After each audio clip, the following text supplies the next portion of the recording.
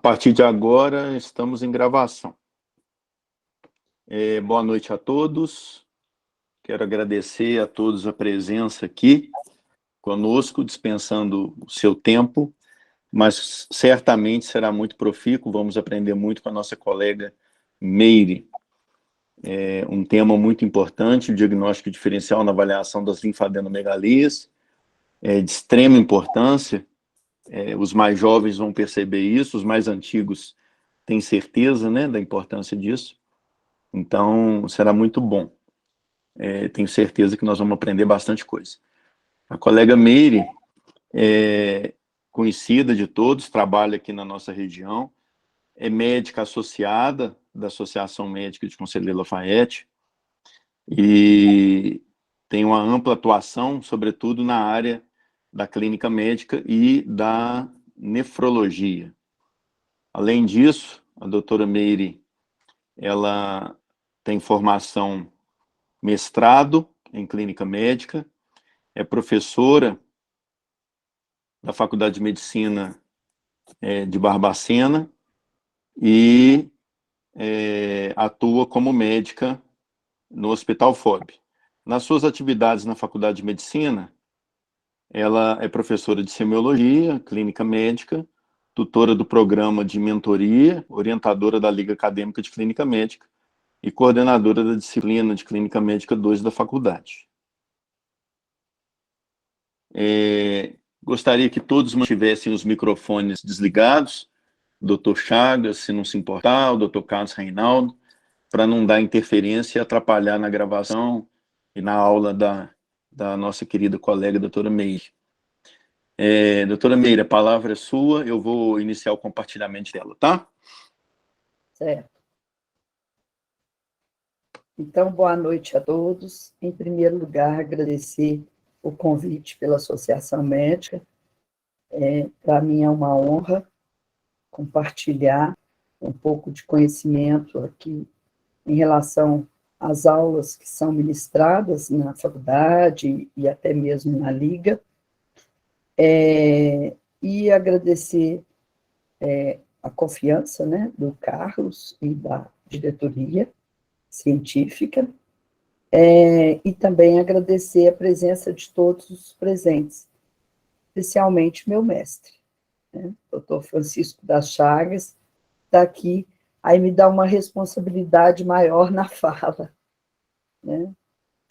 Então, o assunto hoje é a abordagem das linfadenopatias, porque eu creio que seja um assunto pertinente ao clínico, né? Então, alguém tem que abordar as linfadenopatias. Então, não é o gastro, não é o reumato, não é o nefrologista, né? Não é o reumato, não é o oncologista, tem que ser um assunto genuinamente clínico, né?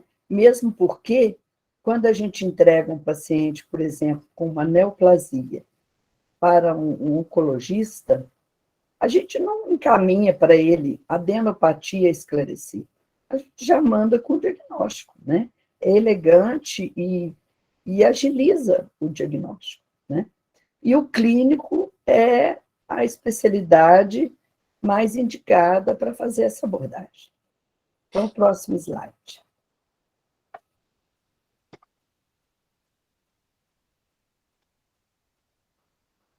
A adenopatia é um sintoma bastante comum e um sinal de alerta.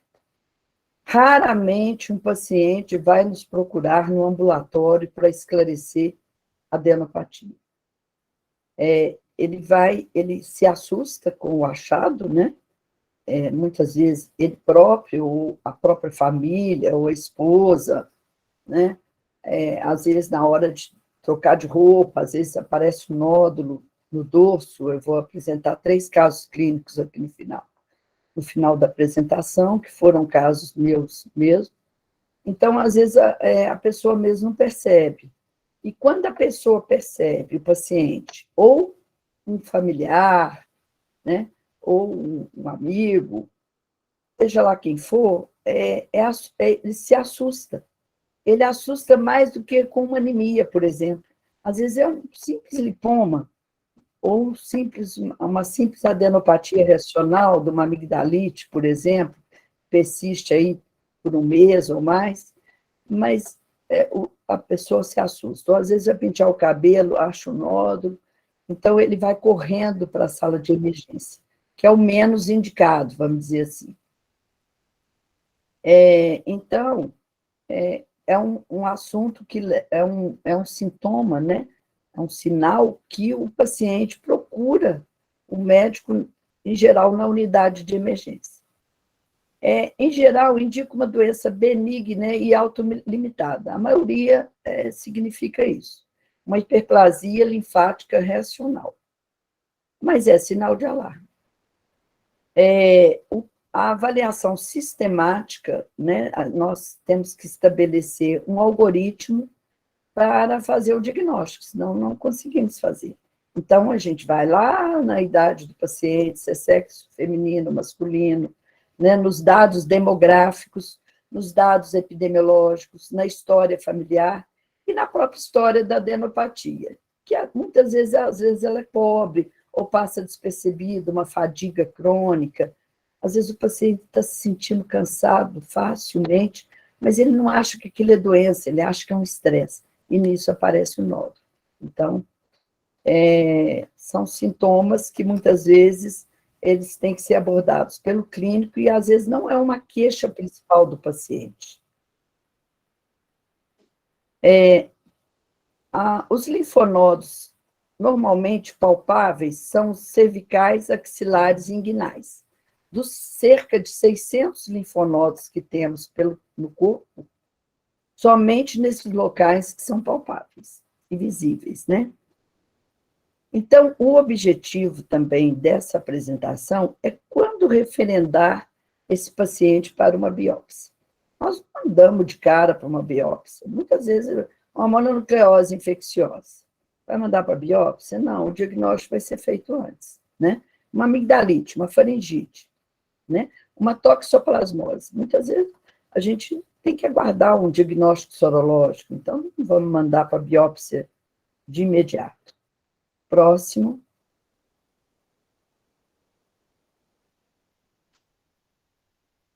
Então, lembrando assim, que os linfonodos ou são uma defesa e resposta hiperplásica a um estímulo, e pode persistir até um mês após sua resolução.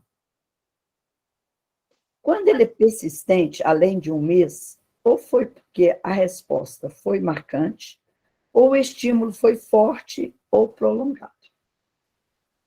A doença de base localizada dá uma adenopatia local e ou limitada.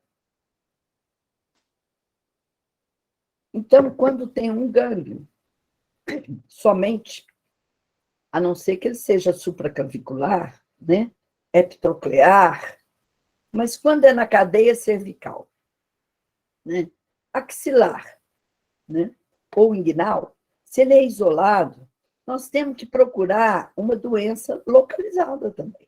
Então, não é tão assustador. Então, a gente já vai traçando o algoritmo. Quando é doença sistêmica, é adenopatia generalizada. Aí é uma gama de causas. Próximo. Então, o que nós temos que dar valor na apresentação clínica? Os linfonodos palpáveis e pequenos, eles se encontram no pescoço, como eu disse, axilas e inguinais, em pacientes praticamente rígidos. Mas é igual eu falei no início, o paciente se assusta com o gânglio.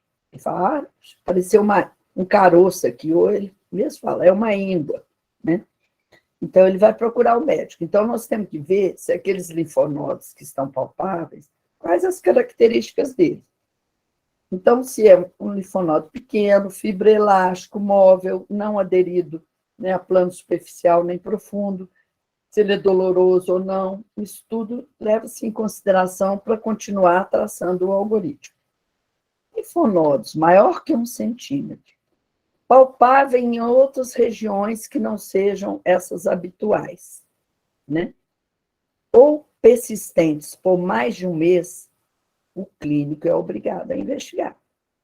Mesmo que ele não ache uma causa grave, ele tem que investigar. E linfonodos maior que 3 centímetros sugere neoplasia. Então, esse é um sinal de alerta muito importante. Tá? Mesmo que ele não tenha uma consistência pétrea, mesmo que ele tenha, assim, que ele seja doloroso, mas você tem que fazer uma história e investigar. O nódulo patológico, geralmente, patológico eu digo assim, preditor de neoplasia, geralmente ele é indolor, duro e fixo. Mas a neoplasia, na fase inicial, principalmente os linfomas, ele pode se apresentar como nódulo benigno. Ele pode ser móvel, ele pode ser doloroso, ele pode ser mais macio, mais fibroelástico, ele pode até se apresentar como uma hiperplasia reacional. 25% dos linfomas, eles se apresentam inicialmente como hiperplasia reacional, mesmo biopsiados. Então, eu vou apresentar um caso aqui no final. Nós temos, se ele persistir, ou dependendo da evolução surgir outros, nós temos que investigar. Tá? Quando ele é flutuante localizado, esse é o menos preocupante. Sugere foco dentário, às vezes ele dá submentoniano, faringe ou cutâneo. Então, muitas vezes ele pode até abscedar. Então, esse nódulo flutuante localizado realmente não necessita investigação e ele é facilmente resolvido, né? Porque já vai ter uma causa óbvia. Próximo.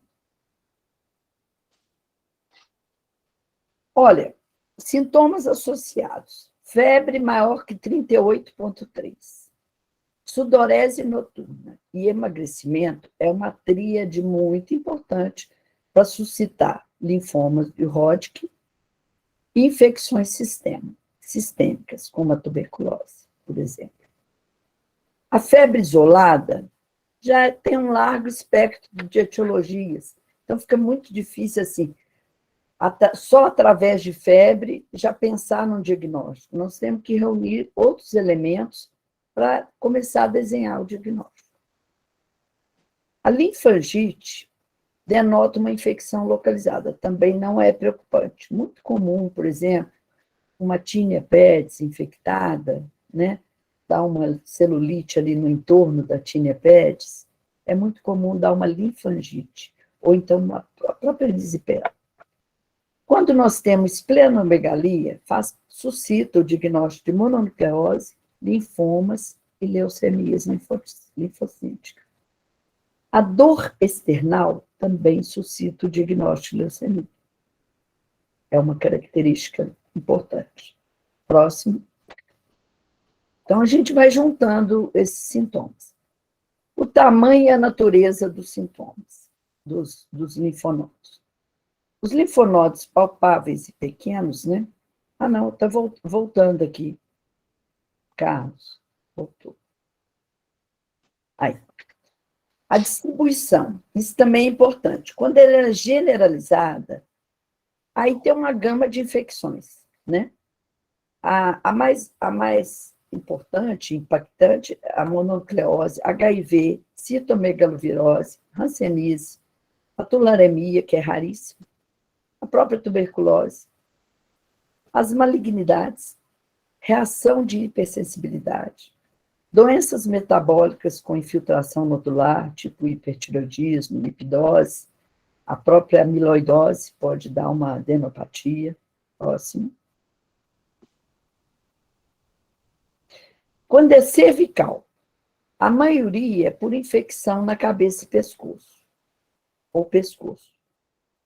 E pode se tratar do linfoma de Hodgkin numa fase inicial. Como eu já disse, o linfoma de Hodgkin, na fase inicial, ele pode ter características clínicas de nódulo benigno e até anatomopatológicas. Muitas vezes, biopsia, deu reacional, mas você tem que acompanhar aquele paciente.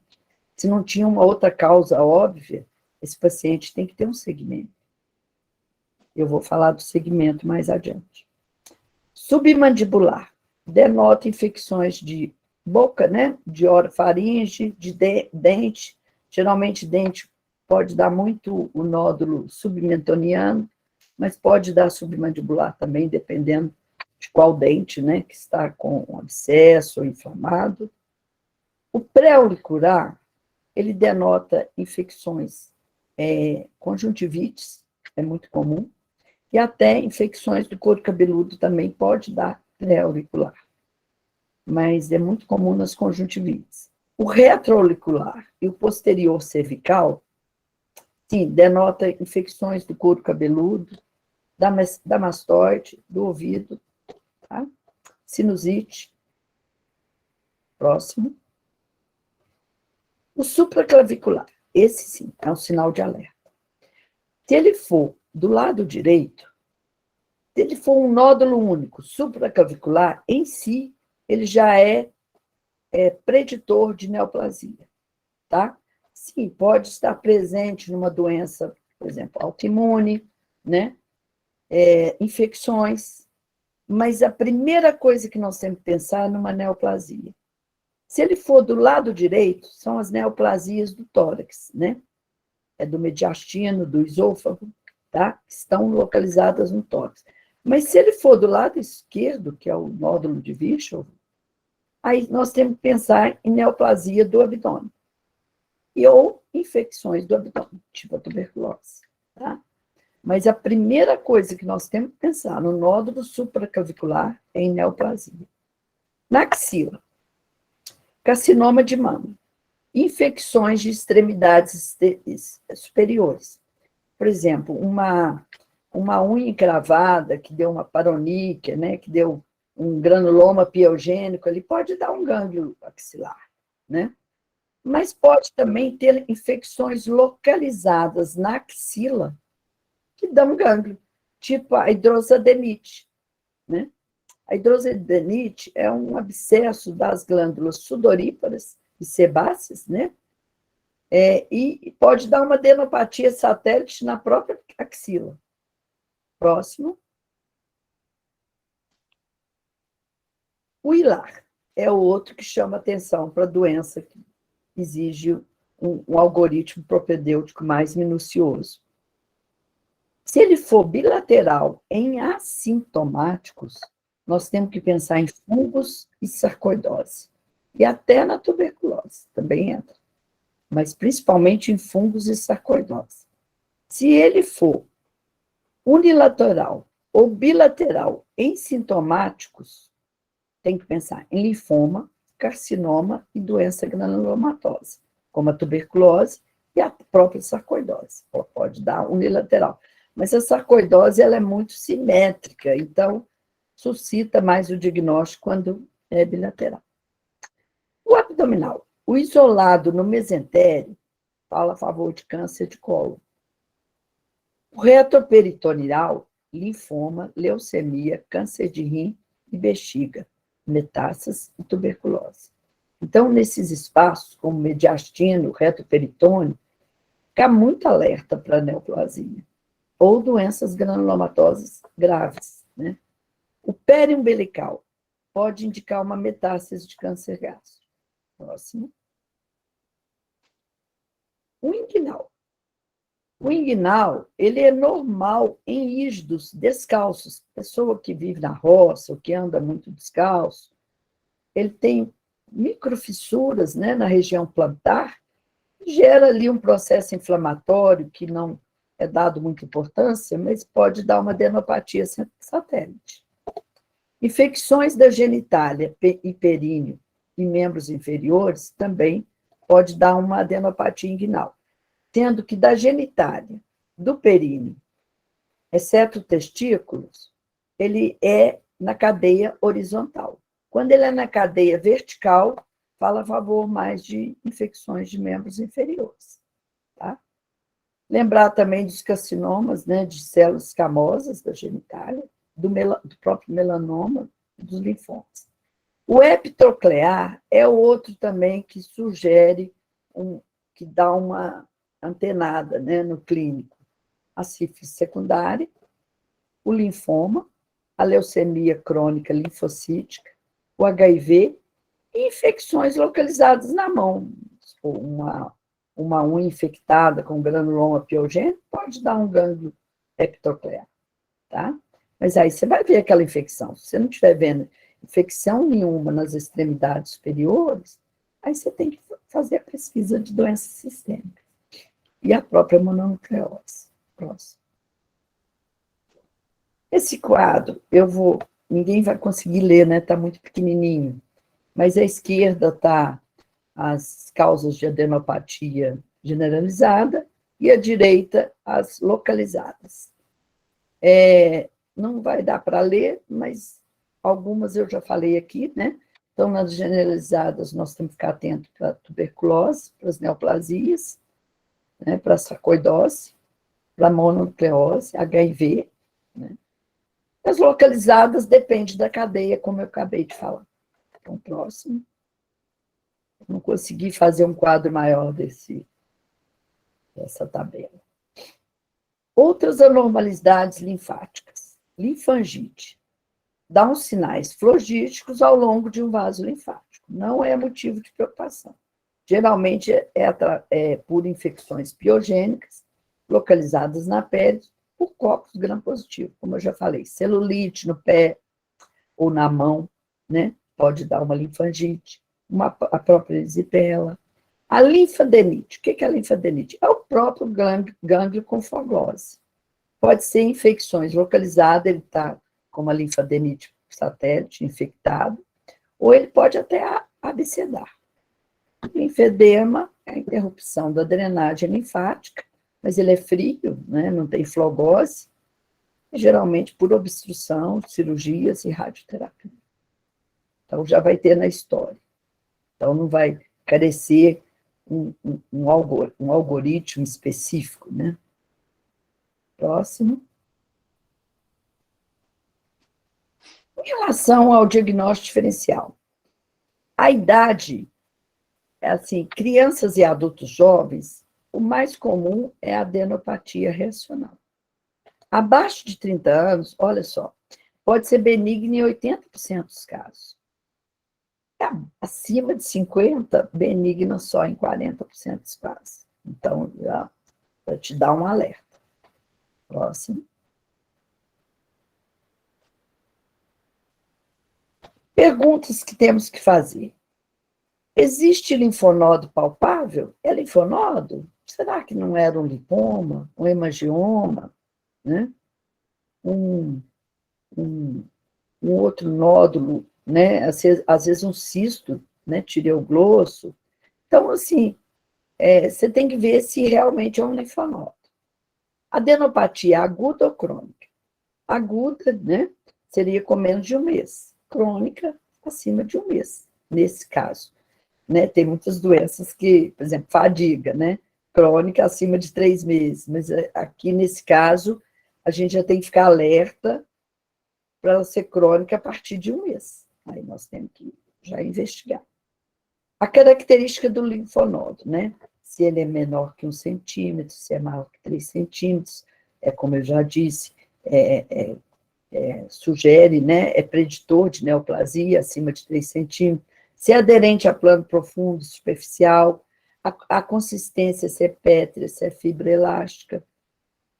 Então, isso tudo já vai desenhando o diagnóstico. Se é localizada ou generalizada. Como eu já disse, quando é localizada, é muito fácil de fazer o diagnóstico. Vai depender de para onde que vai drenar o vaso linfático, né? O vaso linfático, o sanguíneo e a artéria, porque o linfonodo, ele recebe um vaso linfático, né? E recebe artérias e veias. Então, dependendo da localização que nós vamos fazer o diagnóstico da doença localizada. Agora, quando é generalizado, não. Aí já é outra história. Associado ou não a outros sintomas, como eu já disse, sudorese noturna, febre, emagrecimento, fadiga, anemia. Anemia é um preditor muito importante. Tá? Então, quando o paciente tem anemia e gânglio, nós temos que ficar muito alerta para a neoplasia. E até para as doenças granulomatosas, né? Crônicas, que é a Granulomatose já é crônica, né? Estou sendo enfática aqui. A própria tuberculose é uma infecção crônica e que dá anemia. Indícios epidemiológicos não usuais.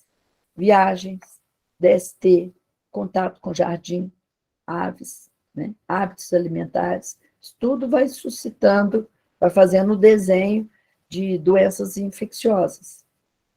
Próximo. Os exames preliminares, vamos dizer assim. Um hemograma, gente, é o básico, né? Se vier uma anemia, você já fica alerta. Se vier uma leucocitose com desvio esquerda, uma infecção. Uma tipia linfocitária, a mononucleose, é a doença que tem uma tipia linfocitária mais significativa, né? Pode dar até mais de 10% dos linfócitos atípicos. Então, é uma forma até de fazer o diagnóstico de mononucleose. É lógico que hoje em dia tem a reação de cadeia da polimerase, aí fica até fácil, né? Mas nós temos que ir juntando todas as peças, muitas vezes esse exame não é tão execuível em curto prazo. A eosinofilia, né?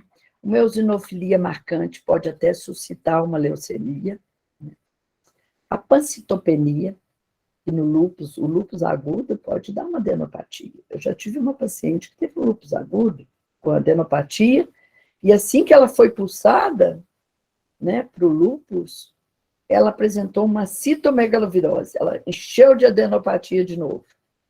E ela estava pancitopênica nessa época, e o ganciclovir, um dos efeitos colaterais dele, além da nefrotoxicidade, é a pancitopenia.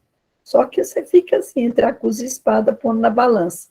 Se você não der a medicação, o paciente pode vir a falecer de uma citomegalovirose. Ela teve uma muito florida, com retinite, com hepatite.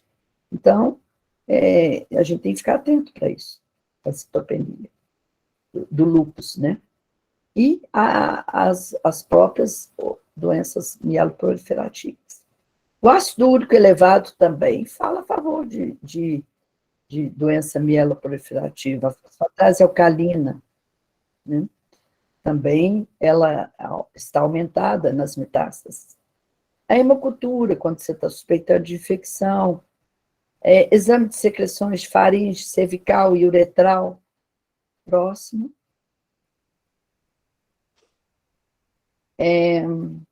Os outros exames laboratoriais, o VDRL, o FAM e o fator reumatoide, mas aí já é numa segunda etapa, já dependendo de como você já tem avançado no diagnóstico. O anti-HIV, né, principalmente na adenopatia generalizada. Esse quase que ele tem que vir junto com o hemograma, né? O monoteste, lembrando que o monoteste ele é pouco sensível, né? Ele aparece só na terceira semana da mononucleose e, né, não tem uma especificidade ruim.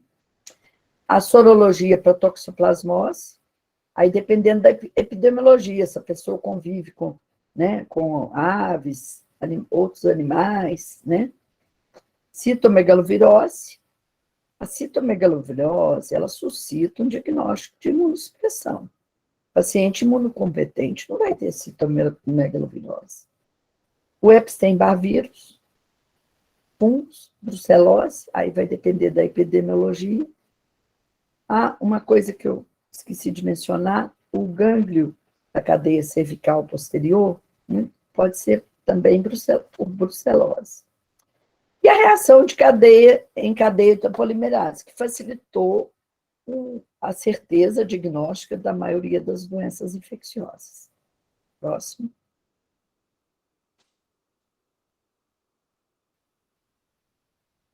O PPD, na tuberculose, a determinação da ACE, né, que é da enzima conversora de angiotensina, ela é muito importante na sarcoidose. Na neoplasia, PPD negativo, ACE negativo. Na sarcoidose, ACE positivo, PPD negativo. Na tuberculose, PPD positivo e ACE negativo.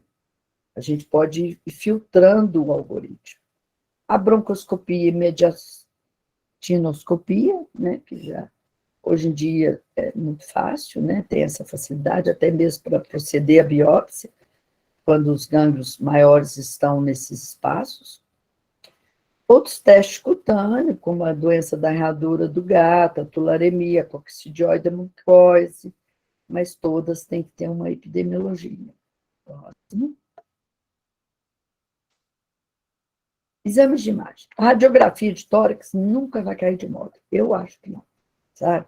Eu procuro transmitir isso para os meus alunos. Não desprezo uma radiografia de tórax. É um exame fácil e o clínico ele tem a obrigação de fazer o laudo, né? A gente não fica dependendo. E ele é um exame que dá uma triagem legal. Se vier um alargamento do mediastino, um nódulo no pulmão, nós vamos pedir outros exames. A gente não precisa ir direto na ressonância, na tomografia. Ali no dia a dia, está com a radiografia na mão, né? O SUS paga. Então, é o que nós temos para os nossos alunos ali, quando a gente faz um ambulatório de clínica. A radiografia de tórax a gente pede na hora.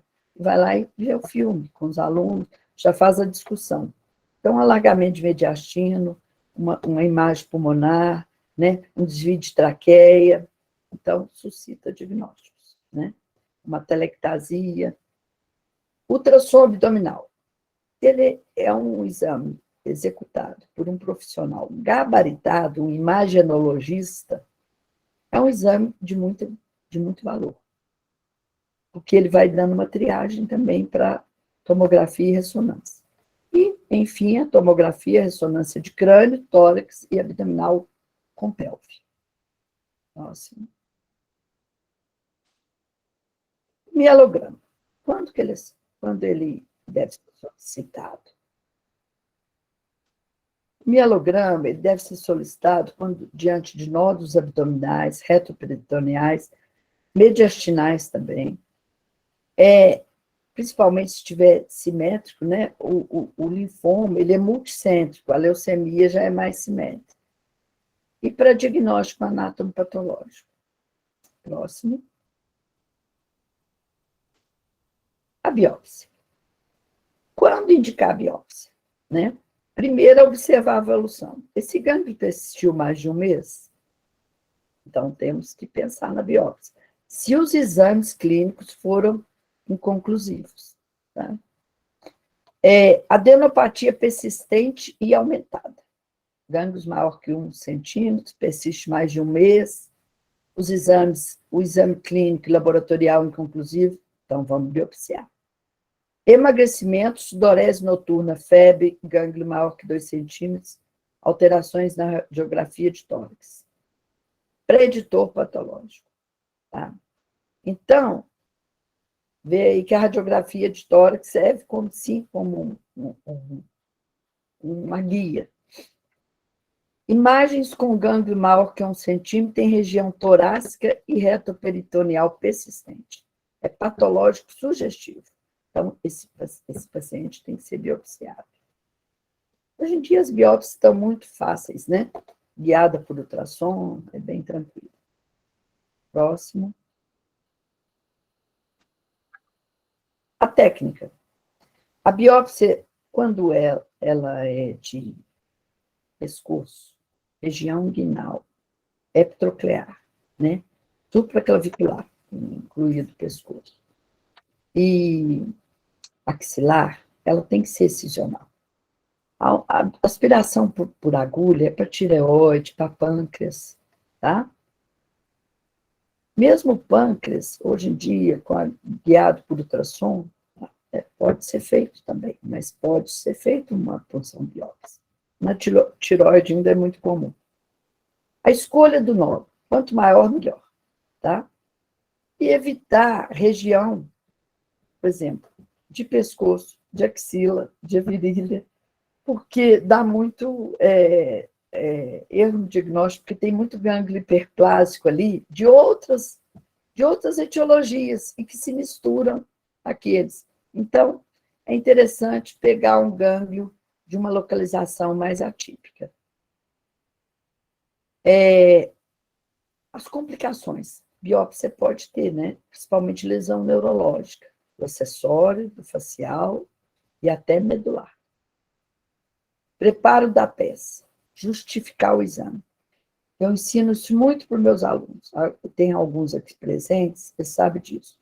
A coisa mais rasa que tem é um médico pedir um exame sem justificar. Porque o examinador, seja ele patologista, seja ele imagenologista, ele vai ficar muito perdido. Por exemplo, dor abdominal a esclarecer. É o tipo do diagnóstico, vamos dizer assim, paia, né? Dor torácica a esclarecer, paia também. Adenopatia a esclarecer. Você tem que dar um grau a mais, você tem que falar, não, estou suspeitando de uma toxoplasmose, estou suspeitando de uma paracoccidioidomicose ou de uma sarcoidose, senão dificulta muito para o examinador do material. Próximo. Então, as técnicas, né? Microscopia óptica, imunohistoquímica, citometria de fluxo, principalmente para neoplasia, cultura, e corantes especiais, por exemplo, na amiloidose, utilizar o vermelho de Congo. Por isso que tem que fazer, na justificativa, uma suspeita clínica. Não basta só dor esclarecer. Dor esclarecer, pior ainda. Vamos lá, próximo. Follow-up. Hiperplasia reacional ou biópsia inconclusiva em adenopatia persistente, segmento rigoroso, aquilo que eu falei no início. Em mais de 25% é manifestação inicial de linfoma. HIV. O HIV ele pode dar uma hiperplasia folicular reacional, por isso que nós temos que juntar a epidemiologia e pedir outros exames. O HIV é um exame muito importante na adenopatia generalizada. O linfoma, né, pode dar, no início, a tuberculose, infecções virais, até sarcoma de Kaposi, e outros cânceres. Então, biopsia, tem que ser, você rebiopsiar com gânglios mais que 2 centímetros, um aumento rápido de tamanho, assimétrico, sintomas constitucionais, como emagrecimento, febre, sudorese e imagem do tórax. Próximo. Então, rebiopsiar pode ser uma boa solução. Pacientes que têm que ser referendados para especialista. Quando a indicação para biópsia com suspeita de malignidade. Por exemplo, eu estou suspeitando de uma malignidade no reto peritônio, no mediastino, eu tenho que ir no mesentério, eu tenho que encaminhar esse paciente. E observação clínica inconclusiva. Próximo. Conclusão. O clínico não deve prescindir de sua astúcia propedêutica. Evolução do quadro clínico através de seguimento rigoroso e acolhimento do paciente com empatia. Nós temos que acolher esse paciente. Senão se torna um mero triagista, o que eu acho vergonhoso. Perde seu status, sua referência e sua confiabilidade. E o mais importante, perde o seu diagnóstico. Então, era isso que eu tinha para falar. Eu vou só apresentar um caso clínico aqui, se os alunos quiserem ou falar no microfone, ou mesmo os nossos colegas médicos, falar como tem que proceder, fiquem à vontade, tá? O Pedro, de 19 anos, é técnico em metalurgia. Formou-se há 1 ano e acabou de conseguir um emprego em São Paulo. Eu pus uma historinha assim, porque foi a história real do paciente. Aí, isso aí demonstra para a gente o seguinte, muitas vezes o paciente abandona o tratamento, ele está lá desempregado, né, precisando do emprego, aí ele esquece aquele nódulo.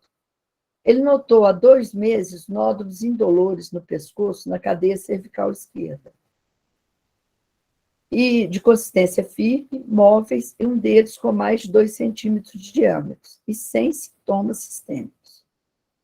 Exames preliminares foram inconclusivos, indicado biópsia excisional do maior gânglio. Esse paciente foi meu mesmo. Que revelou hiperplasia folicular linfática reacional. Perguntas. qual o diagnóstico diferencial e propõe o segmento desse caso. Aí ele fez a biópsia, deu reacional, ele foi para São Paulo trabalhar. Alguém quer falar alguma coisa? Ou escrever? Mas eu não... Deixa eu ver se eu tenho acesso ao chat aqui.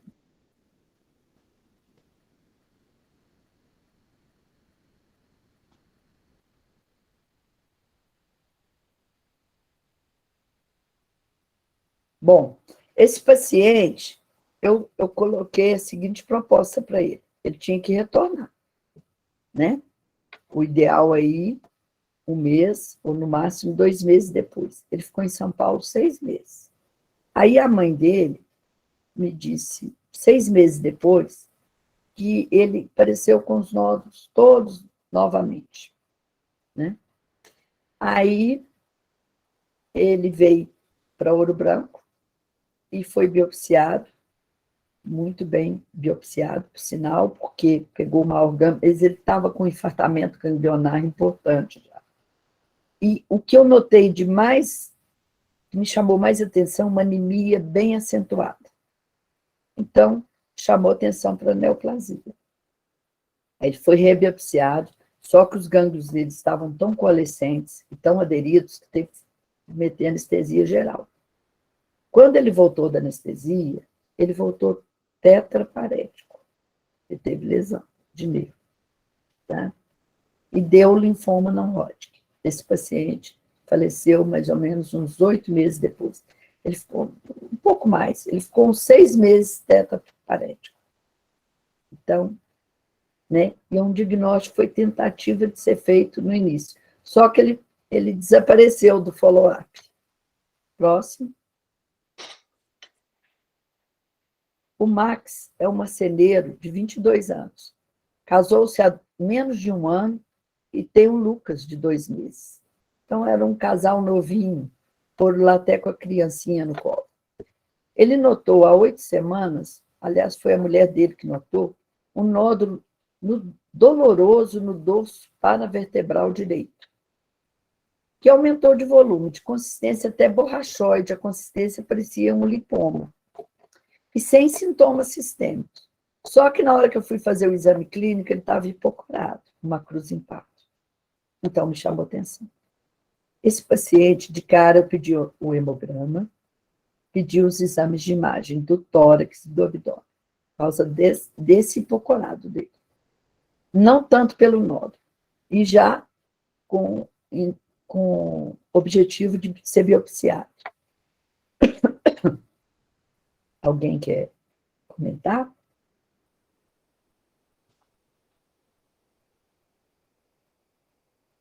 Eu acho que eu já falei, né, que eu já coloquei a biópsia, eu já preparei o paciente para biopsiar.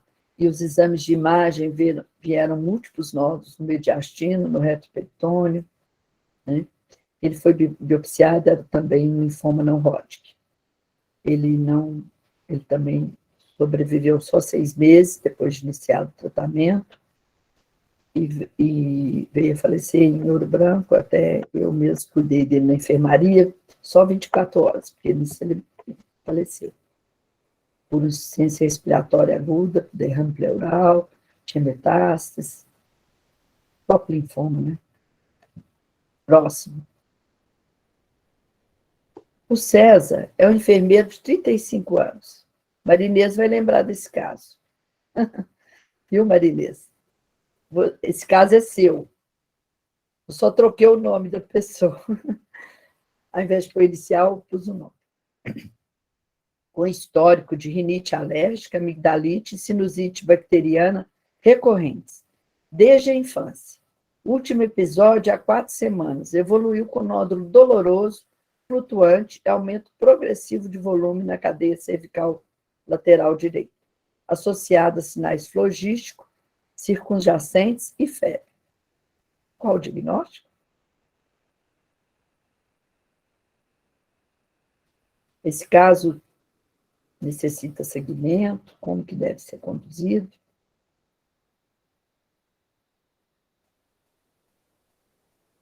Quem funcionou o nódulo dele foi o Rogério Augusto Pinto, ele estava aqui na FOB para nos guiar em biópsia renal. Aí você pediu ele para...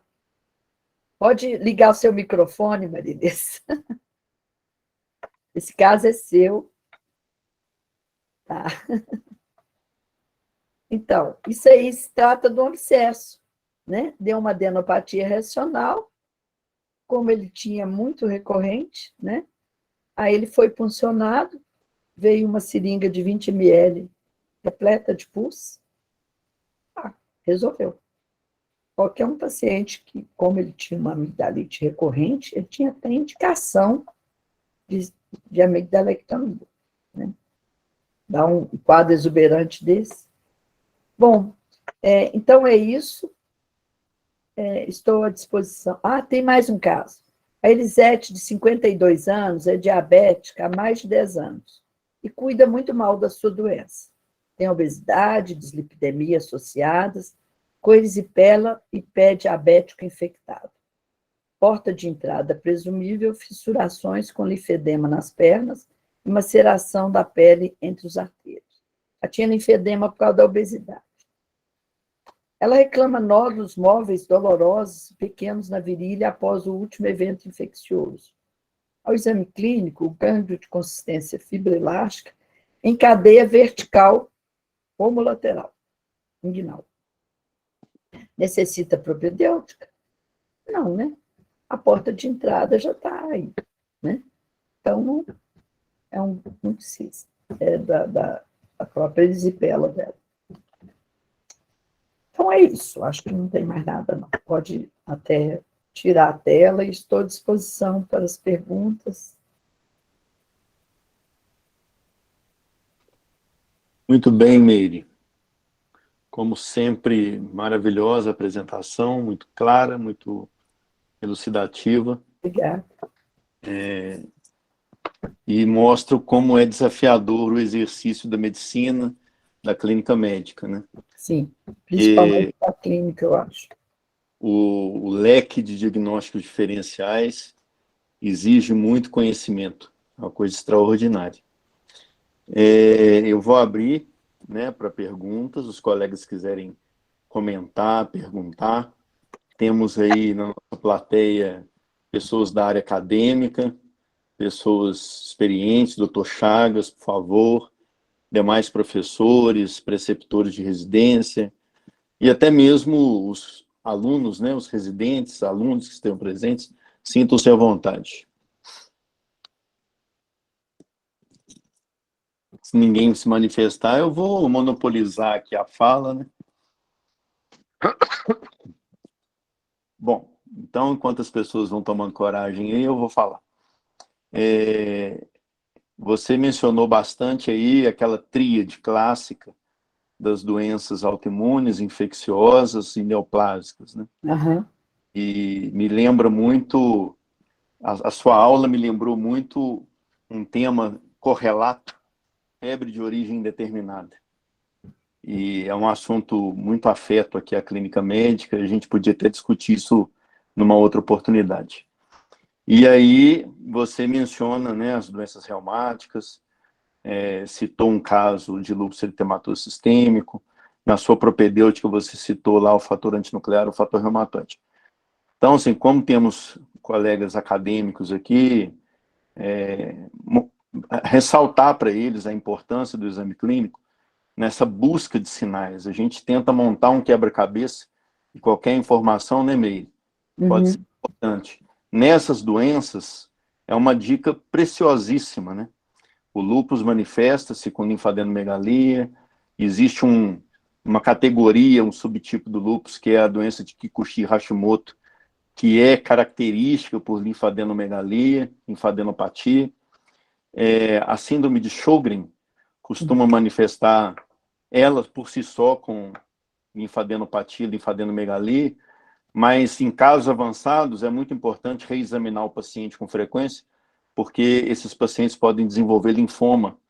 É um risco muito aumentado em pacientes com síndrome de Sjögren, e essa investigação, esse tino na palpação, na busca ativa por sinais, mesmo conhecendo um diagnóstico, é importante. As doenças, elas se complicam, né, Emílio? Complica. Tem que ter o segmento. A gente não pode abandonar o paciente. Tá, não concluímos. Você volta daqui quanto tempo aqui? Tanto tempo aqui. Né? Não é encaminhar para outro só porque foi inconclusivo. Né? Senão fica até meio desagradável, né? Fica deselegante você encaminhar, eu acho. Assim, sem você fazer o mínimo. Pelo menos um segmento você tem que fazer, né? Antes de encaminhar. E não se conformar, né, com o diagnóstico. É igual, por exemplo, tem um nódulo aqui, vou encaminhar para o cirurgião de cabeça e pescoço, ele vai só biopsiar. Que raciocínio clínico que ele vai fazer ali. Sim. Né? É igual encaminhar para um oncologista nódulo. E se for uma tuberculose? Olha que vergonha. Né? Se for uma sarcoidose. Então, e você mencionou aí, né? Esses pacientes, eu já vou dar a palavra para o doutor Chagas, só um minutinho, tá, doutor? Só para concluir. Esses pacientes, muitas vezes, são imunossuprimidos e eles estão aptos a ter doenças infecto-contagiosas. Estamos aqui com a presença da nossa colega Carolina Allen, infectologista, professora na UFOP. É assustadora a quantidade de tuberculose que se faz diagnóstico. Então, temos que ter essa visão. Boa noite, Carolina. Depois manifesta aí, por favor, viu? É igual, por exemplo, se tiver um gânglio epitoclear, o paciente tiver uma sífilis, é lógico que você tem que pedir um anti-HIV. Né? Se ele está com a sífilis, é porque não se protegeu, ou então estiver grave, né? E essas doenças, elas acabam uma se associando à outra, né? Então, quando o paciente faz um diagnóstico de uma doença tal como a sífilis, é obrigatório você investigar igual HIV, também, se faz hepatite C. tuberculose, tem que pedir anti-HIV. Muito bem. Né? Doutor Chagas, a palavra é do senhor, por favor.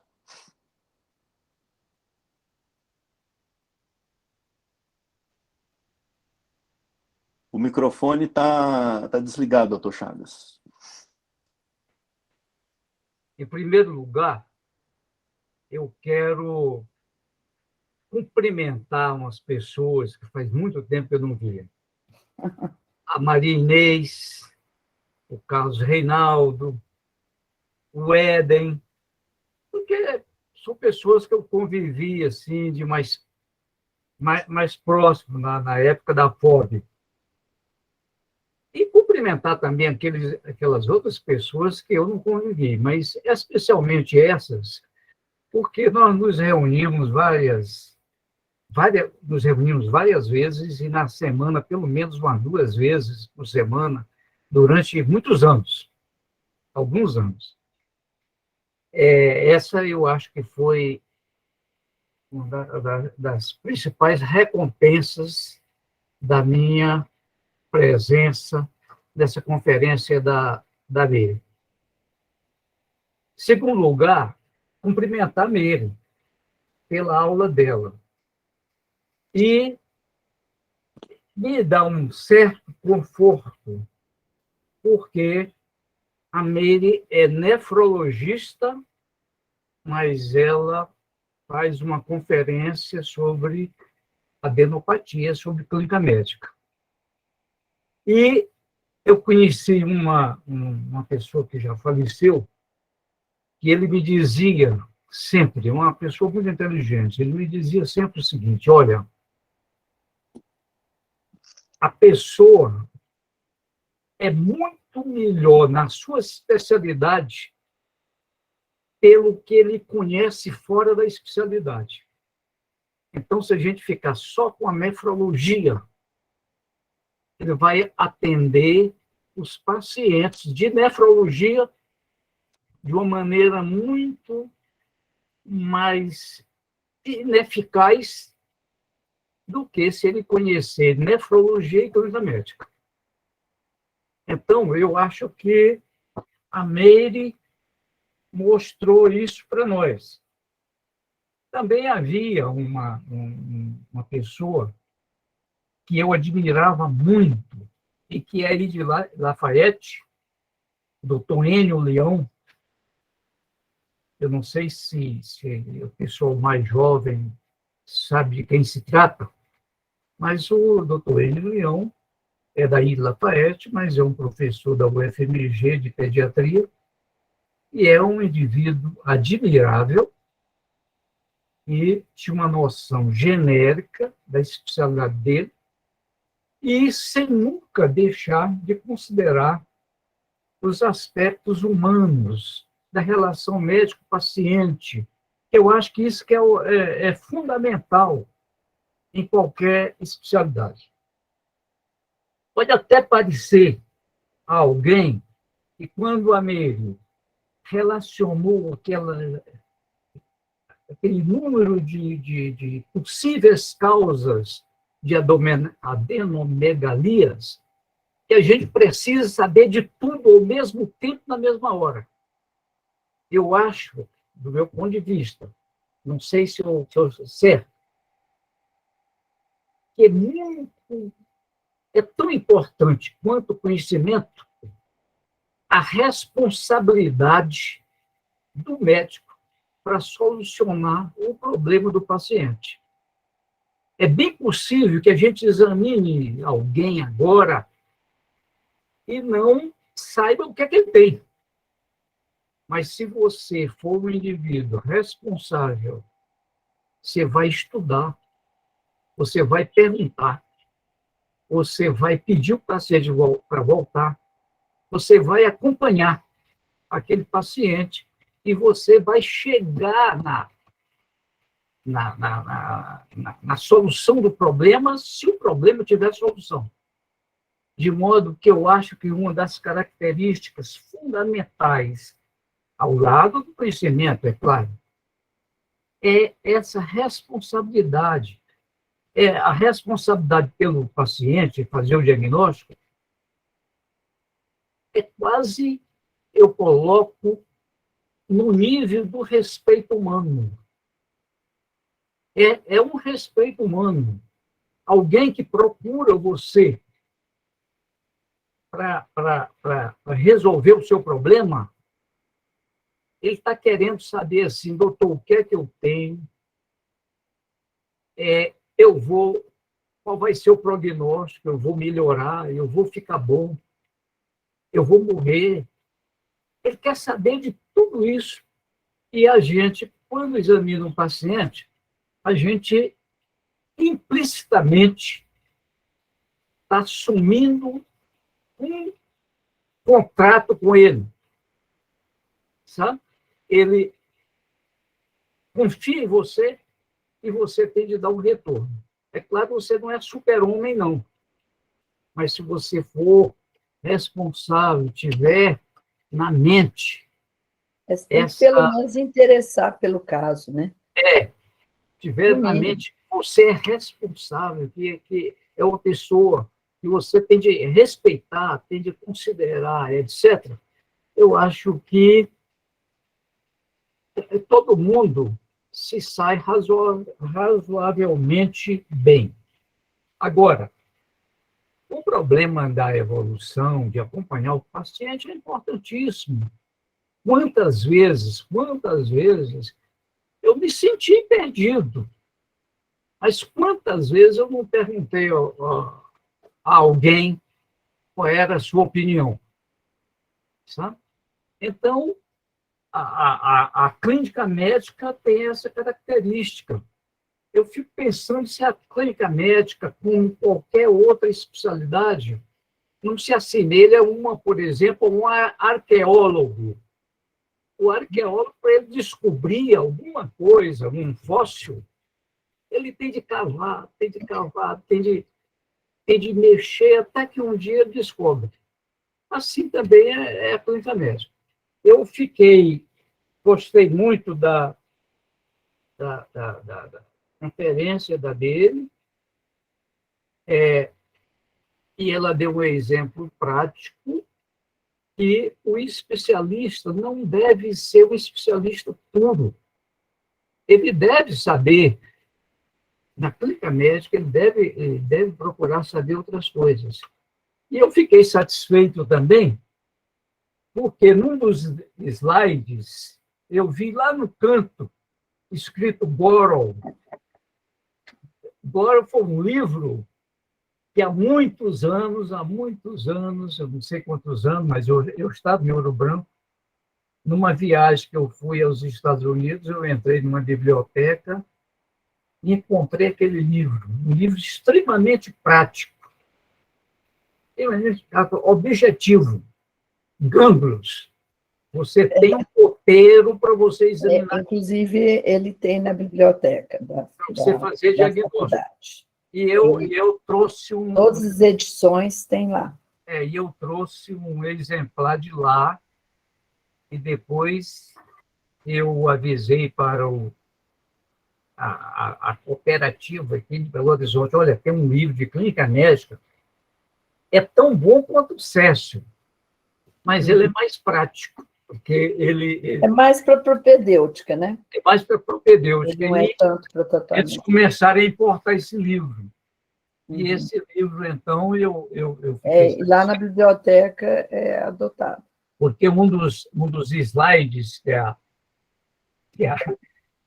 Meire apresentou, nas fontes vários deles. E eu acho isso aí importante para o médico em geral. Então, eu vou terminar com essas palavras assim, de quase que incentivo mesmo aos jovens que estão assistindo, os alunos da Meire, e cumprimentar os meus velhos amigos, né? Marianês, o Éden, o Carlos Reinaldo, e mais alguém que eu não estou identificando, mas vocês se considerem cumprimentados. O Sérgio Meireles lembrou de você. Né? Pois é, ele trabalhava com lembrou, o Sérgio mudou o look, chega aí, Sérgio. Pois é. Tudo bem, muito obrigado, viu, pelo convite.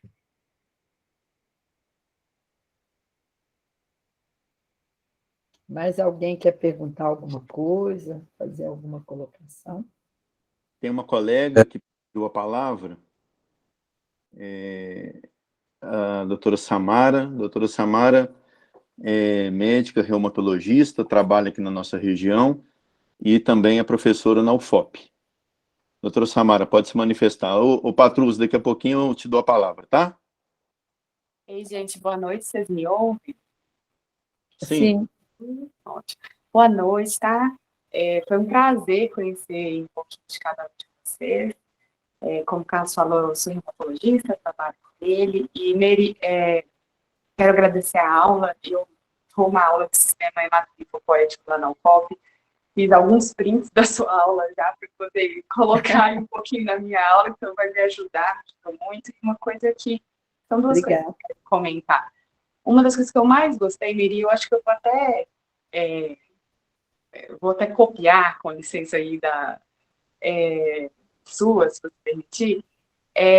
Interessante como que você apresenta o caso, e sempre trazendo o contexto primeiro, sabe? E aí fica tão mais gostoso, parece que se aproxima da pessoa. Porque fazer aquela anamnese clássica, né? Aquela coisa, paciente refere a, sabe? Não, ele tem um nome, ele tem uma esposa. Oi? Quando vai apresentar caso em congressos, tem que ser muito objetivo, né? Sim. Aí os alunos me mandam aqueles casos, tudo assim. Jovem, estudante, tarará, tarará, tarará. Eu falo, gente, isso aqui não interessa para o caso clínico, então vamos tirar. Aí a gente vai enxugando, sabe? Nossa, mas sim, eu dessa forma. Achei muito agradável, assim, começar com um contexto pessoal e aí seguir, né? E aí, por que eu estou falando isso? Eu tive um caso recente, até comentei com o Carlos, tinha uma paciente que eu acompanhava para fibromialgia, e ela chegou para mim com um caso de febre linfadena generalizada, aguda. O quê? Uma quadro de febre, linfadenomegalia generalizada, aguda.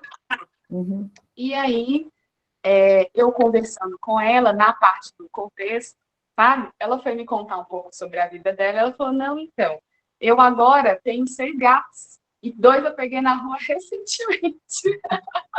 A gente tem que chegar no gato, e para chegar no gato, a gente tem que conversar mais com o paciente. Às vezes o paciente fala assim, agora eu aposentei, tem uma roça, minha terapia é jardim. Pronto, Pois é. já te deu É uma isso. dica. E aí eu tô contando esse caso porque foi recente, tem aqui umas 2, 3 semanas que isso aconteceu. E aí, realmente, veio Bartonella higiene, tive altos tipos. E aí, não teve necessidade de tratamento, porque foi uma doença leve e ela se resolveu espontaneamente. Até discutir esse caso com o infecto. E ela tá ótima, tá super bem, mas aí eu lembrei desse contexto do primeiro, do começar, eu tava me mudando para um lugar, foi por isso que eu não segui, eu adotei gatos novos, e aí foi na superficialidade ali, às vezes, da conversa, e da gente levar o contexto que e sai o pega o diagnóstico. gancho no diagnóstico, né? Então, Ela parabéns, tinha o adorei quê? a aula. Arranhadura do gato ou toxoplasmose? Foi doença da arranhadura do gato. Ela Uhum. confirmou direitinho. Uhum. E aí eu estou te parabenizando aí pela sensibilidade. Eu Os diagnósticos vêm de várias tenho formas. uma sobrinha que, não sei se ela ainda está aí na plateia, ela é odontóloga. Uhum. E ela adora gato. E apareceu com adenopatia, mas totalmente assintomática, só adenopatia. Aí já foi direto no diagnóstico. Aí a sorologia para toxoplasmose depois de e não tinha nada a fazer, né? Essa a única coisa que eu tomei cuidado dela ir para o oftalmologista, né? Para ver se não tinha acometimento salvo. Lá, né? E aí teria que tratar. E recomendei para ela não ter mais gato, mas não adiantou. Não sei se ela ainda está aí. Ô, Meire, mas quem gosta de animal de estimação, de pet, é difícil se livrar dele, tá? Eu tenho dois cães. É Se você difícil. me Eles pedir estão lá para me embaixo livrar, agora, eu não livro. incomunicáveis. Nós colocamos dois para dormir cedo, eles ficaram sem entender que eles gostam de dormir 9 horas. 9 horas e já pede para dormir. Mas os dois já estão lá embaixo dormindo.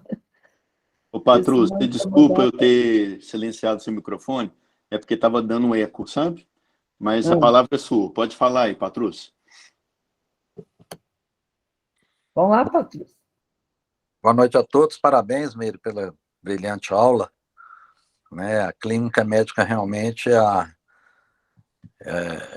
é cadeira mesmo cativa nas especialidades básicas que a gente tem que ter no curso mesmo. Né? Clínica médica, cirurgia, pediatria, ginecologia, obstetrícia. Isso daí a gente não tem jeito de fugir, porque Tem que ter as áreas básicas, né? é a base de tudo mesmo. É. Parabéns, então, pela grande explanação. Comentando sobre febre de origem indeterminada, eu pude participar de um caso no Hospital Militar, quando eu era residente de clínica médica lá em Belo Horizonte.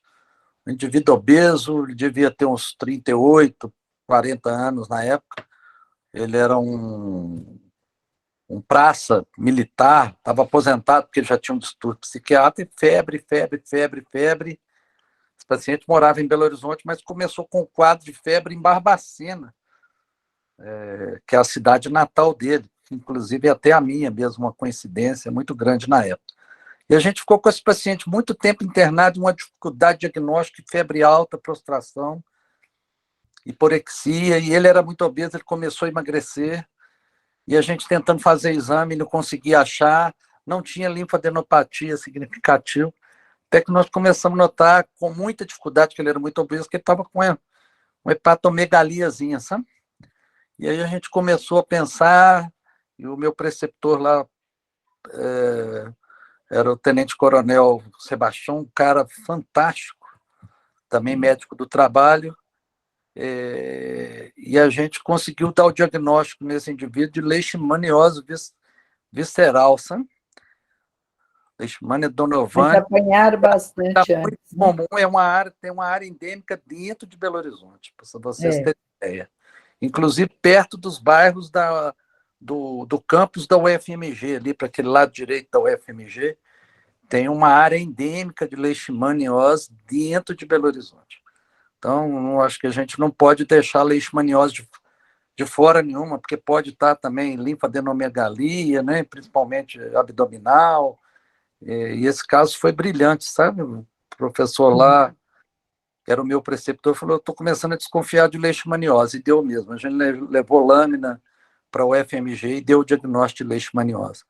Inclusive, a Liege, não sei se vocês conhecem, hematologista, ajudou muita gente na época, né? Então, mas ficou como leishmaniose. Então, lembrar quem mora em Belo Horizonte que ainda é área endêmica de leishmaniose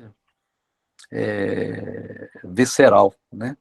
É uma doença que a gente tem que pensar também, bastante. Muito bem colocado, Patrus. Eu mencionei a febre de origem determinada, porque quem estudou lá na UFMG, tal como você, tivemos aula com o Enio Pietra Pedroso. E o Enio Pietra era um aficionado por febre de origem determinada.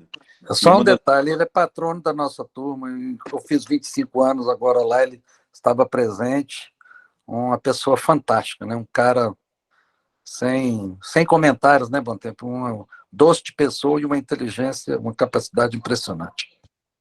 E aí, Meire, dentro da avaliação da febre de origem determinada, é obrigatório, mandatório a investigação das cadeias linfáticas, né? Não se investiga um paciente com febre de origem determinada sem avaliação de linfonodos.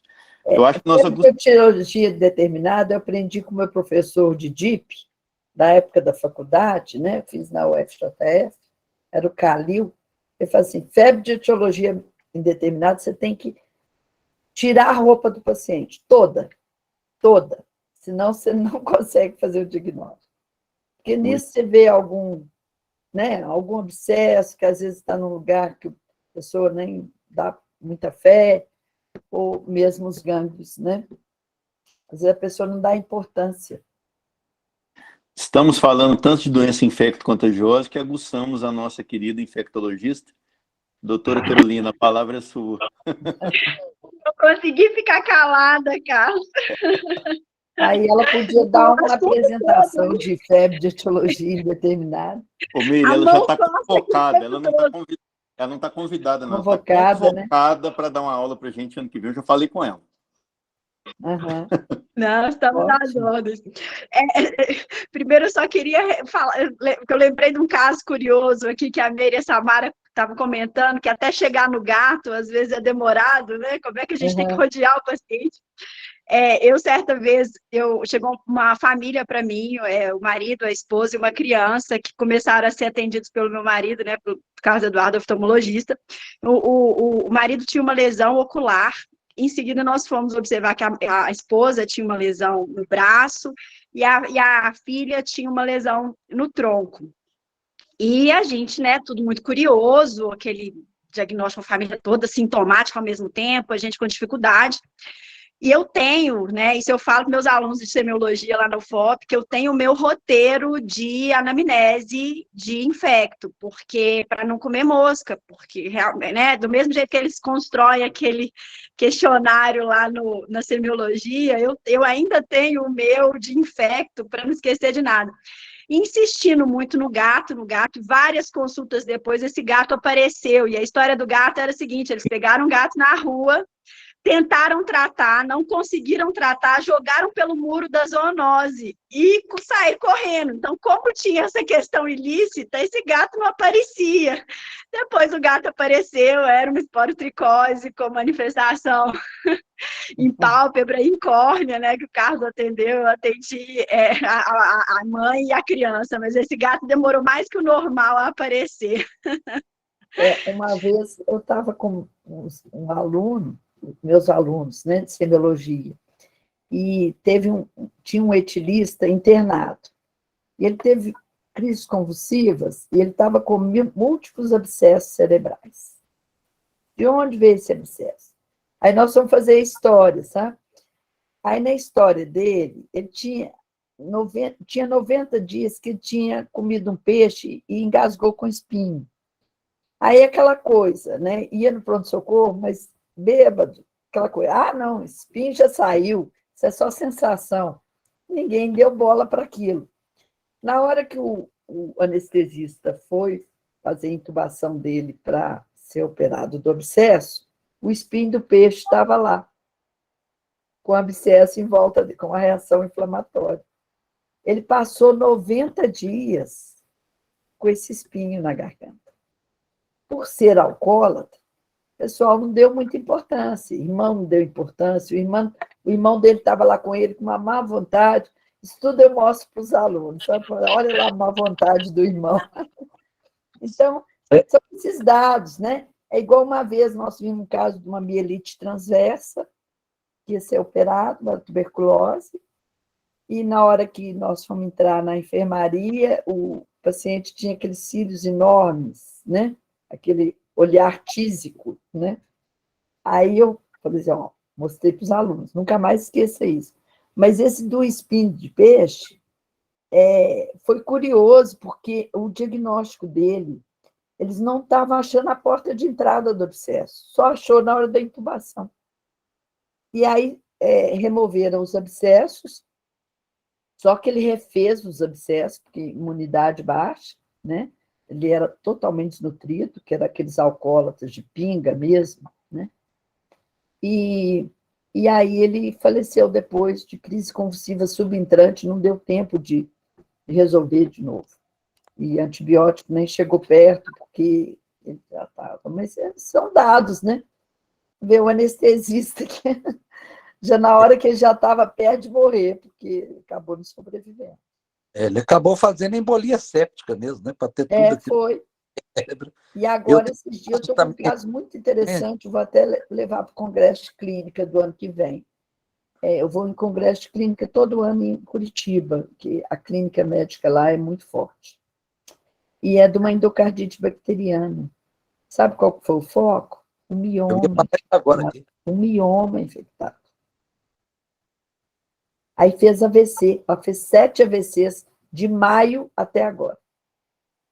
Esse paciente que eu estou falando aqui é um paciente que ele é meu paciente até hoje.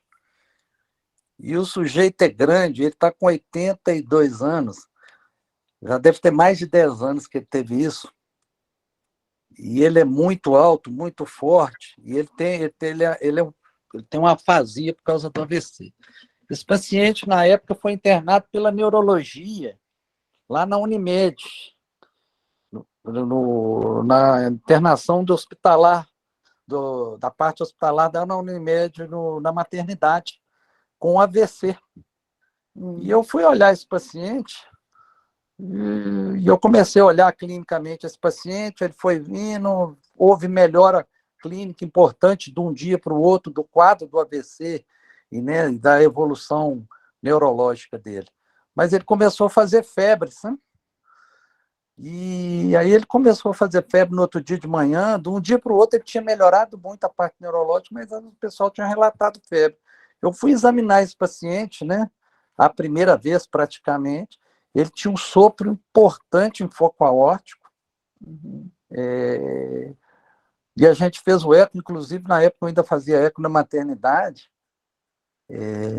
ele tinha uma imagem na válvula aórtica, sabe? Uma coisa grande, uma maçaroca, não sabia que era um trombo, com febre eu não pensei em outra coisa que não fosse uma endocardite infecciosa, né, bacteriana, com embolia séptica. Esse paciente, depois eu tive que viajar, e ele é de Congonhas, eu mandei ele para Congonhas, ele está vivo até hoje, foi tratado com derivado de penicilina endovenosa, fez acompanhamento sistemático comigo, faz até hoje, resolveu o problema da coisa, mas ele tem uma sequela de AVC e está vivo com mais de 80 Por causa de uma endocardite, né? Por causa de uma endocardite, um AVC cardioembólico. O que me chamou a atenção que logo depois, no outro dia, o doutor está com febre. Eu falei, poxa, mas febre e com AVC? Aí eu tinha o meu aparelhinho de eco, que hoje até está estragado, já não vale mais nada. E ele tinha uma maçaroca no folheto da válvula aórtica. Eu viajei. Carolina, como que a gente vê brasileiro também de cardiologia, quem acabou de cuidar dele lá foi o meu querido amigo Luiz Carlos, lá de Congonhas, que falou, não, Alexandre, manda ele para mim, que caso interessante, vai para o congresso, não vai te atrapalhar, não. E ele tratou lá e o paciente está vivo, está melhor do que hoje. Forte. Carolina, também a gente vai aprendendo muito na época dos transplantes, né? quando eu fiz nefro, a transplante era um capítulo de livro toda semana um caso diferente. Uma vez vi ruptura de baço, infectada, com êmbolo séptico para tudo enquanto é lado, deu AVC no paciente, e era séptico, por causa de uma fratura de baço, e uma fratura fechada. Com certeza ela tinha alguma porta de entrada também, assim, passou batido. Né? Nossa, no próprio acidente mesmo, lesão de pele, né? A bactéria entra com muita Então, facilidade. foi o netinho dela que fez montou cavalo nela, assim, ó, caiu no sofá, fraturou o baço dela. Nossa Senhora. A gente nem achou a porta de entrada. Ô, Carlos, você quer fazer alguma pergunta? Marinês, fazer alguma colocação? Sérgio? O Sérgio e o Alexandre estão aqui presentes, são cardiologistas que salvam vidas. Né? A gente tenta. Não, salvam mesmo. Eu tive a oportunidade de conviver com os dois. E, assim, ficar encantada de ver. Agilidade. Agradeço. Obrigado aí. Precisando, a gente está aí. Uhum. Tomara que eu não precise de vocês dois, não. Ô, Carlos, você quer perguntar alguma coisa? O Sérgio, Marinês? Carlos Reinaldo. O Carlos Reinaldo. Seu microfone está desligado, meu caro. Xará. Carlos, seu microfone. Continua desligado, Carlos. Seu microfone. Nós não estamos te ouvindo. A telinha embaixo aí, é só apertar. Deve ter um corte no meio dele aí. Em cima do microfone microfone. antigo está desenhado. Tira o X do microfone. Tira o X do microfone. Tira o X do microfone, parece que esse microfone é antigo. Pede alguém para te acudir aí. Ele tem um corte assim, ó, na frente, em cima dele, do microfone. Do microfone. O Sérgio, acabou saindo da reunião. Marinês, fale alguma coisa. Nos presenteie aí. A Marinês também está com o microfone desligado. Marinês está com o microfone desligado. Sérgio também. Sérgio e Marinês com o microfone desligado. Então, acho que nós vamos ter que encerrar, viu, Carlos? Ainda tem... até que a gente tem bastante gente remanescente. O Sérgio abriu o microfone. Agora tem que falar, Sérgio. Aí, Sérgio, fala mais alto. É porque, como eu lido com clínica também, então tem uns diagnósticos que realmente você... É desafiador, né? Mas aí que torna um troço interessante. Né? Porque, conclusão, como o Dr. Chagas falou, a gente não pode parar, porque nós temos um compromisso muito grande com o paciente. E nós somos, como é que eu posso considerar isso? Um responsável pelo andamento do paciente. E a agilidade faz parte desse negócio. Você procurar chegar no seu limite de diagnóstico. Em seguida, se você não chega, botar na mão de quem sabe. Eu também sou da teoria do Dr. Chagas. Não sei, eu pergunto. Tem que ter humildade, né, Sérgio? Desde a residência. Tem que ter humildade. A gente aprende em cada caso. Mesmo que a gente saiba aquilo, domina aquele assunto, mas cada caso... síndrome nefrótica, por exemplo. Cada uma é diferente. Cada uma é diferente. Cada paciente sempre te ensina um. Nossa, a membranosa. Eu estou acompanhando 6 pacientes com membranosa, já adultos. Investiguei exaustivamente uma causa secundária. Aí, na microscopia eletrônica, deu que não, que era provavelmente primária. Aí eu me contentei, mas eu não desgrudo dos pacientes. E o temor de parecer, de repente, uma neoplasia, né? Eu ficar lá esperando alguém fazer esse diagnóstico, o paciente ficar, né, à mercê de não fazer o diagnóstico e vir a falecer. Então, é muito importante isso, né? A gente aprender com cada caso. Samara, se você precisar de um contato, o Carlos te passa o meu. Eu vou Mas querer. eu já sei que eu vou aprender demais com você. Era meu sonho de consumo da aula na UFOP. Eu só não insisti porque eu teria que seguir uma carreira muito acadêmica, né? E eu gosto de clinicar, eu gosto de assistência. Aí, lá, praticamente, tem que ser acadêmico só. Né? Ô, Meire, teve um concurso recente para professor lá só. O colega me avisou, Alexandre. eu pensei Mas em fazer eu não fiz doutorado, mas falei, eu não já fiz dou conta de mestrado fazer mais isso agora. velha. Aí Fiz deixei pra mestrado lá. mais velha. Aí eu tinha 45 anos quando eu defendi mestrado. Então, não ia valer a pena ficar insistindo nisso aí.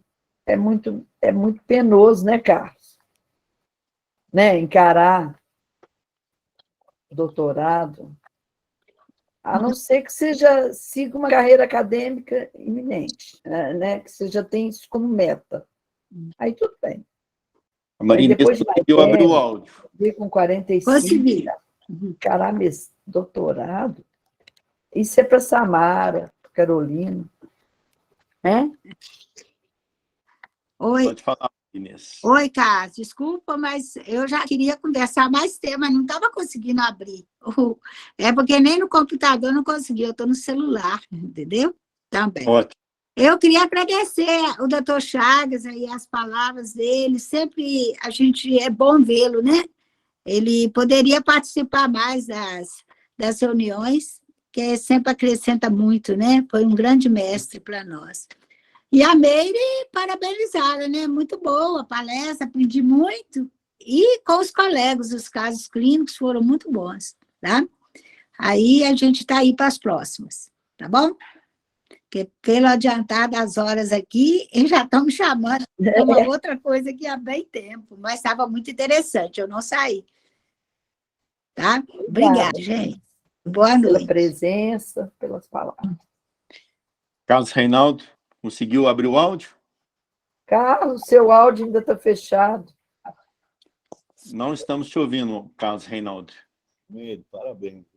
Eu vou ter que sair, viu, Carlos? Porque estão me esperando aqui um tempão para resolver um problema aqui. Tá bom? Marinês, você é sempre muito bem-vinda, tá? Tá bom. Beijo para todos. Tchau. Enquanto o Carlos Reinaldo tenta abrir o áudio dele, o microfone, doutora Valéria, nossa colega pneumologista, preceptora de residência no Hospital Maternidade São José, quer comentar alguma coisa, doutora Valéria, por favor? Então, só agradecer a Meire, né? Que maravilha de aula, Meire. Aprendi demais com você hoje, viu? Muito obrigada. E fiquei, assim, super feliz de você citar o raio-x de tórax, citar o PPD, como que é importante esses exames iniciais, né? Saber avaliar esse exame, até para direcionar um pedido de uma biópsia, igual você falou, né? Uhum. E isso é não pode extremamente abrir importante. mão, né? De uma propedêutica inicial. Não. E, assim, isso é importante para, né, os nossos residentes que estavam na aula, faz parte mesmo da primeira avaliação, né?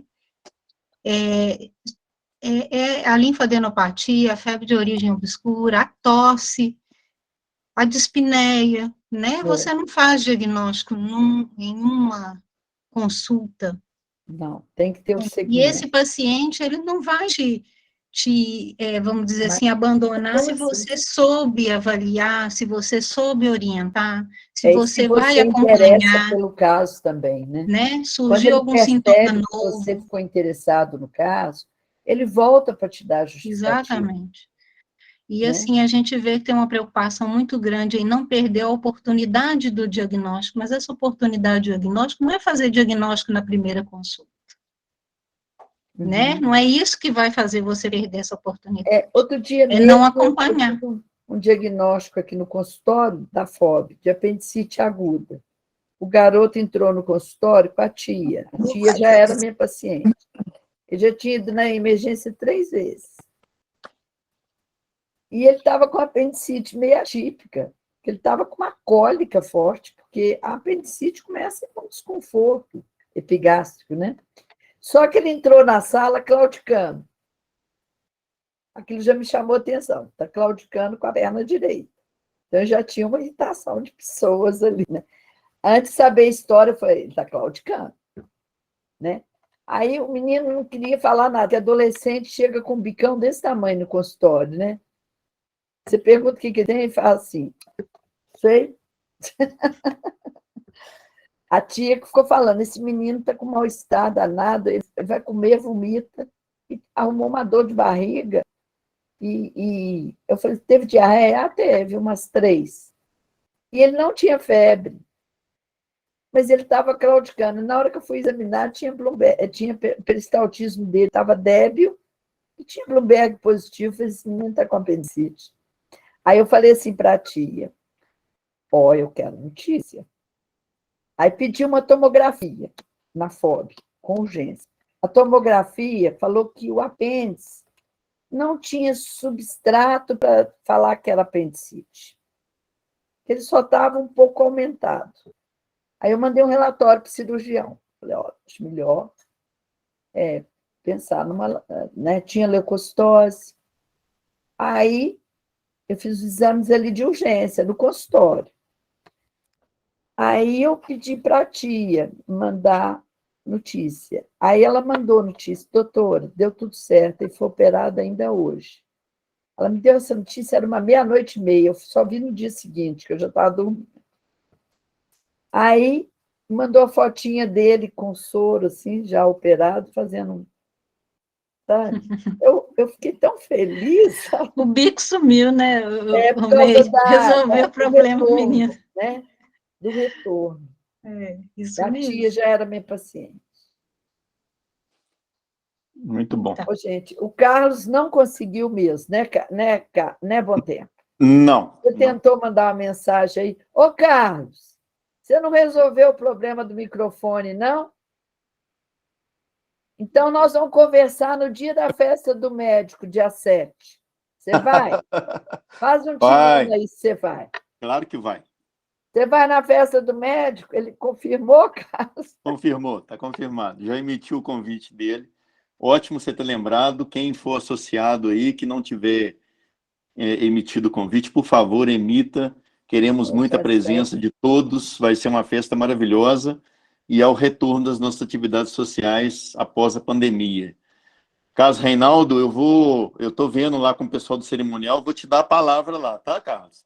Pode ficar tranquilo. Nem que seja uns 5 minutinhos, mas você vai falar para nós. Ô, Carlos, você vai fazer as suas perguntas lá na festa.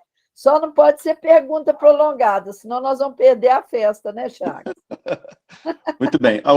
Meire, eu queria ver se a gente senão nós vamos ficar sem festa por conta de discutir caso clínico lá. Eu queria ver se a gente conseguia convidar o doutor Chagas para dar uma aula para a gente. O que você acha? Uai, aí é com ele. Ele agora é só chefe lá da pós-graduação, não quer mais saber de medicina. Ele está quase virando um associado da nossa associação médica aqui. Não, vigia tanto.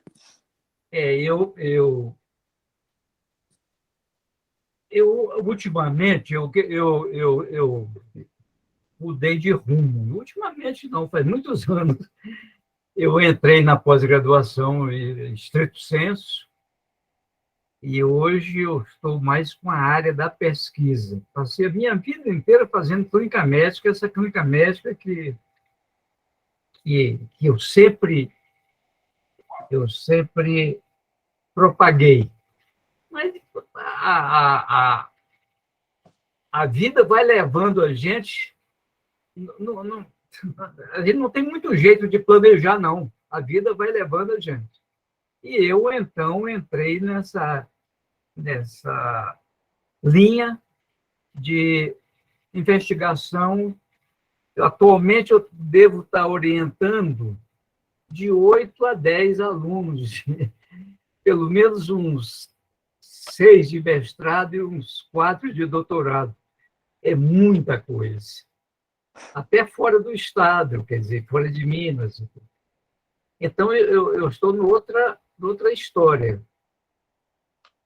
Eu tenho um assunto que eu tenho falado com mais frequência, é sobre aspectos bioéticos da pesquisa em seres humanos.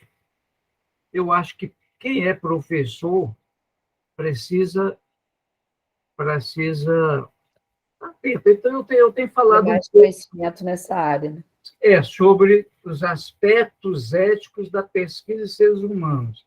Eu tenho dado algumas aulas sobre isso. E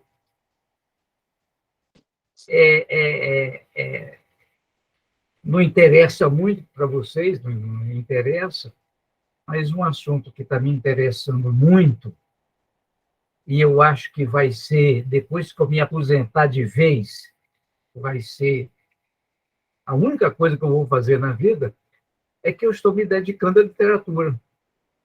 Sabe? Estou me dedicando à literatura. E eu acho que aos poucos eu vou mudando também. Eu já fui muita coisa, já fui etc. e tal, e pesquisador, mas eu vou deixar a pesquisa daqui a pouco tempo. Em 2019, ele entrou para a Academia Mineira de Medicina, né? E eu fui na posse desse privilégio.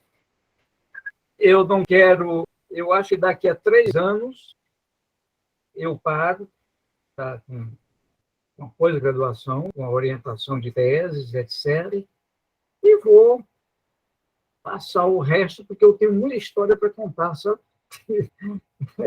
E então eu vou contar algumas histórias que eu não contei e que muita gente não conhece. Então, daqui a uns 3 anos, eu vou dar uma parada e vou me dedicar à literatura. Já me dedico à literatura, né? Eu acho que, atualmente, a metade do meu tempo é com orientação, de estrito senso, e a outra metade é com literatura. Ô, Carlos, nós vamos fazer um evento social Fênix, tá? Da turma da velha guarda. Viu? Maravilha. Aqui, doutor Chagas. Uma vez eu fiz aqui em Ouro Branco com o César veio, o Chagas veio, o Deusdete veio, eu te convidei e você não veio. Ah, você não está falando nada, eu não estou sabendo nem o que você está retrucando aí. Só que tem que hospedar em Ouro Branco, né? Ô, Carlos, você está sem microfone. Doutor Chagas, a nossa associação está de portas abertas para recebê-lo, viu? Presencialmente, online. Se o senhor puder compartilhar um pouco desse vasto conhecimento do senhor conosco, nós vamos ficar extremamente agradecidos. O tema o senhor escolhe, o senhor pode falar o assunto que o senhor quiser, tá? Aqui vai estar de portas abertas para o senhor poder falar aquilo que mais lhe atrai, que o senhor tem mais prazer em falar, tá? Tenho certeza que todos nós vamos aprender muito, independente do assunto do tema. Meire, avançamos bastante. Já são 21h15. Eu quero me desculpar, mas você sabe que isso é muito por conta do tema da sua aula, da sua simpatia, do interesse dos colegas. Eu adorei ver cada um compartilhando. Esse debate seu com o Alexandre Patru sobre endocardite bacteriana foi maravilhoso. Endocardite é um grande desafio, é um mistério da medicina. Já fascinava o William Osler, né? Temos os nódulos de Osler da endocardite bacteriana, porque já era um objeto de estudo dele há mais de 100 anos atrás. E hoje nós estamos aqui em 2022 discutindo o mesmo assunto. Então, isso me deixa fascinado, eu sou aficionado pela história da medicina. Mas, enfim, não vou delongar nisso. Muito obrigado a todos que participaram, dispensaram conosco o precioso tempo de vocês. Ô, Carlos, depois eu vou te ensinar a mexer nesse microfone, hein, Carlos? Isso mesmo. Eu queria ouvir o meu xará. Meu xará... Você vai lá na Habilitar, naquela clínica do Detran, lá da Avenida Furtado, eu estou lá toda segunda-feira. Você vai lá que eu vou te ensinar. Gente, boa noite para Ou todos. então no dia da festa. Boa noite. Obrigado mais uma vez pela confiança. Boa E depois, noite, Samara, você pega com o Carlos aí meu contato, Pode deixar. tá? Então, Tchau. para a gente se comunicar. Boa noite a Obrigada, todos. Luiz. Eduís não falou Boa nada. noite. Tchau. Não, ela falou no início. Tá. Ela falou no início, agora está sem microfone. Tchau. Boa noite a todos. Boa noite. Obrigada.